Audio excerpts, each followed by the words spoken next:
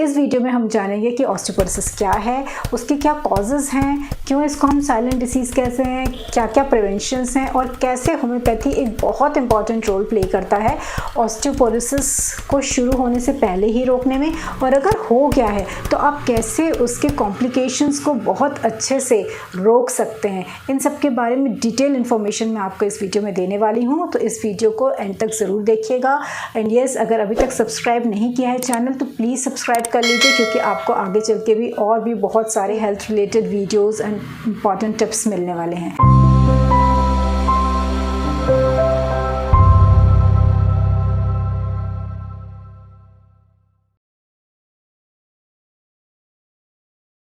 Hello everyone, I am doctor Maulishree Soni, founder of Reva home and wellness clinic Bengaluru. Osteoporosis होता क्या है? Osteo का मतलब होता है बोन्स और पोरस का मतलब होता है पोर्स का होना। तो ये एक ऐसी डिसीज़ है जहाँ पे आपकी बोन्स जो हैं वो काफ़ी खोखली होने लगती हैं, काफ़ी डेलिकेट हो जाती है, उनकी जो डेंसिटी है वो कम हो जाती है, बोन्स काफ़ी फ्रेजाइल हो जाते हैं। थोड़ा सा ही अगर आपको जर्क लग गया, कुछ हो गया तो आपकी बोन आसानी से ब्रेक हो सकती है। ऑस्टियोपोरोसिस सबसे ज़्यादा कब प्रेवलेंट है? ओल्ड एज पीपल्स में बहुत ज़्यादा है। मेल और फीमेल रेशियो की बात करें तो फीमेल्स में ज़्यादा पाया जाता है, specially after menopause due to hormonal disbalance.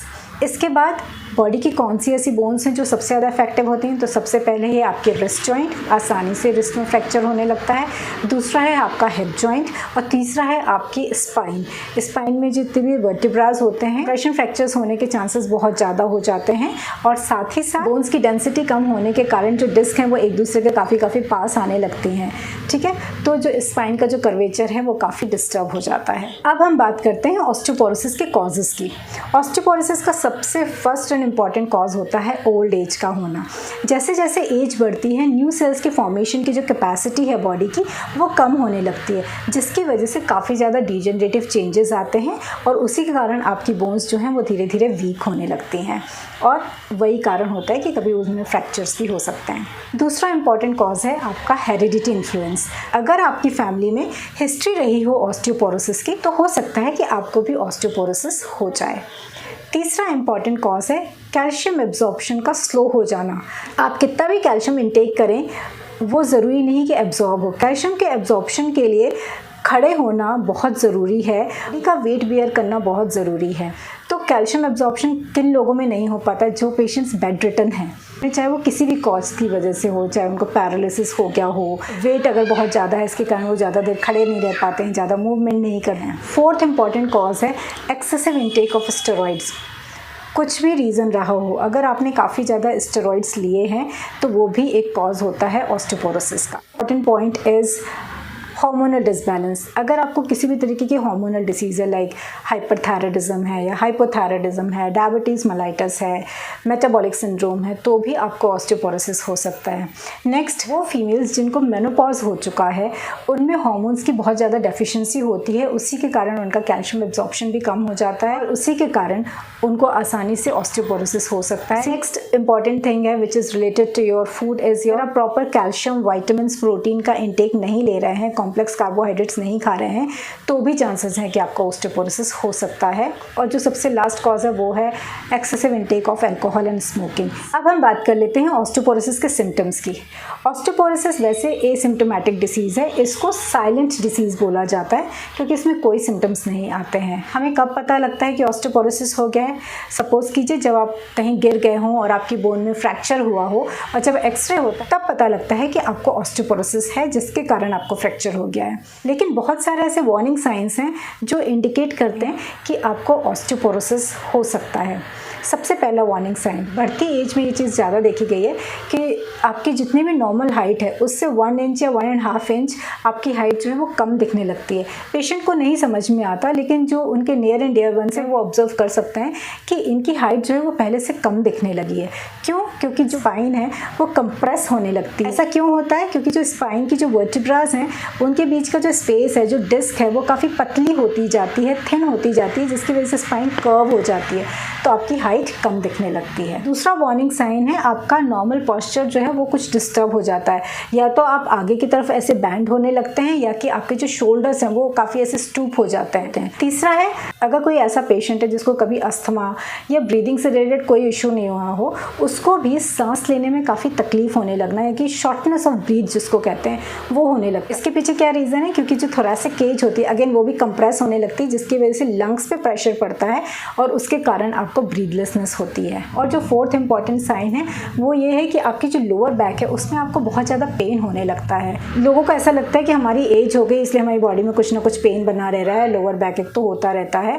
और क्योंकि फीमेल्स में ज़्यादा होता है तो वो काम ऐसा करते रहती हैं तो उनको लगता है कि भाई हमारे काम की वजह से कि हमारी रूटीन की वजह से हमें बैक एक हो रहा है। तो लोग आसानी से रूल आउट नहीं कर पाते कि ये जो लोअर बैक एक है वो आपको काम करने की वजह से हो रहा है या ऑस्टियोपोरोसिस की वजह से हो रहा है। हम बात करते हैं ऑस्टियोपोरोसिस के डायग्नोसिस की। सबसे पहले अगर आप 55 प्लस हैं तो, अगर आपकी फैमिली में ऑस्टियोपोरोसिस की हिस्ट्री है तो, अगर आपको पहले कभी फ्रैक्चर हुआ हो तो आपको अपना बोन डेंसिटी टेस्ट ज़रूर कराना चाहिए। Second most important diagnostic procedure है वो है DEXA scan. After the age of 55 it is a mandate for you to always go for bone density test and DEXA scan.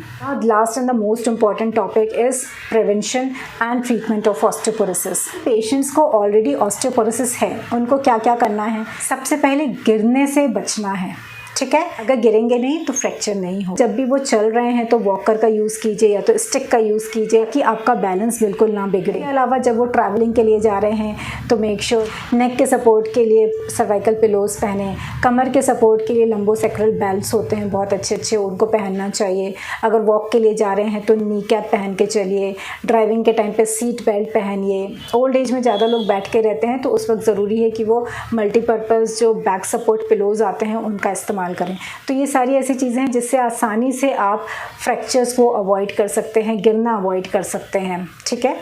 Next important है आपकी diet. Diet आपकी कैसी होनी चाहिए? जिसमें भरपूर मात्रा में प्रोटीन इंटेक होना चाहिए, साथ ग्रीन लीफी वेजिटेबल्स बहुत खाना ज़रूरी है। कैल्शियम इंटेक बहुत इंपॉर्टेंट है और उसके साथ ही साथ इम्पॉर्टेंट है विटामिन डी का और विटामिन के का इंटेक। तो आप उसके लिए जितना ज़्यादा सनलाइट में रह सकते हैं, सप्लीमेंटेशन ले सकते हैं, उसे आपको ज़रूर लेना है। एक्सरसाइजेस करते रहनी। ऑस्टियोपोरोसिस के पेशेंट्स को जो एक्सरसाइज करनी होती है वो बिल्कुल डिफरेंट टाइप की होती है। स्लो मूवमेंट योगा में हम जिसको सूक्ष्म व्यायाम कहते हैं, नेक का सूक्ष्म व्यायाम करना, फिंगर्स का, हैंड का, लेग्स का, ये सब बहुत इंपॉर्टेंट। वेट बेयरिंग एक्सरसाइज करना बहुत ज़रूरी है। अगर कोई पेशेंट को ऑस्टियोपोरोसिस है और उसको फ्रैक्चर हो गया है तो पूरी कोशिश होती है कि जितनी जल्दी से जल्दी उसका फ्रैक्चर ठीक हो और उसको खड़ा कर दो, क्योंकि अगर वो ज़्यादा लंबे समय तक अगर वो लेटा रहेगा तो अगेन ऑस्टियोपोरोसिस उसका बढ़ेगा। तो फोकस कहाँ रहता है कि उनको खड़ा करना है, उनको धीरे धीरे करके चलाना है। मूवमेंट, वेट बेयरिंग होना बहुत ज़रूरी है।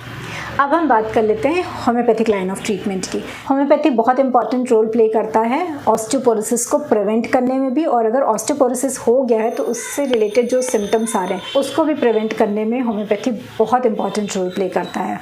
डायग्नोसिस के बेसिस पे ही हम स्टार्टिंग से उनको बहुत सारे बायोकेमिक सॉल्ट्स दे सकते हैं, साथ ही साथ उनका कॉन्स्टिट्यूशनल ड्रग देते हैं जिसकी वजह से उनकी जो बोन्स होती हैं वो धीरे धीरे स्ट्रेंथन होने लगती है, न्यू बोन फॉर्मेशन स्टार्ट हो जाता है।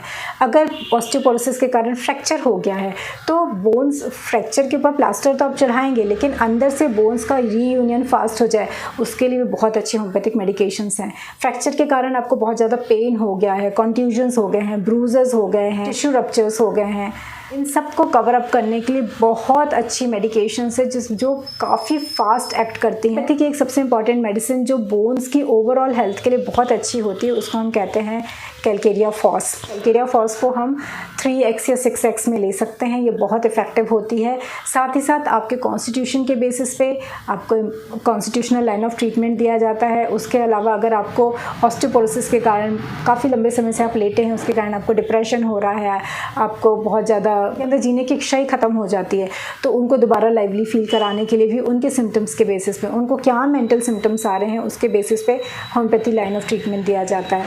आप किस तरीके से गिरे हैं उसके बेसिस पे भी मेडिसिन डिफरेंट हो जाती हैं। आपका हाथ का फ्रैक्चर हुआ है कि हिप का फ्रैक्चर हुआ है कि स्पाइन में कंप्रेशन फ्रैक्चर हुआ है, हर सिम्टम के हिसाब से आपकी मेडिसिन आती है।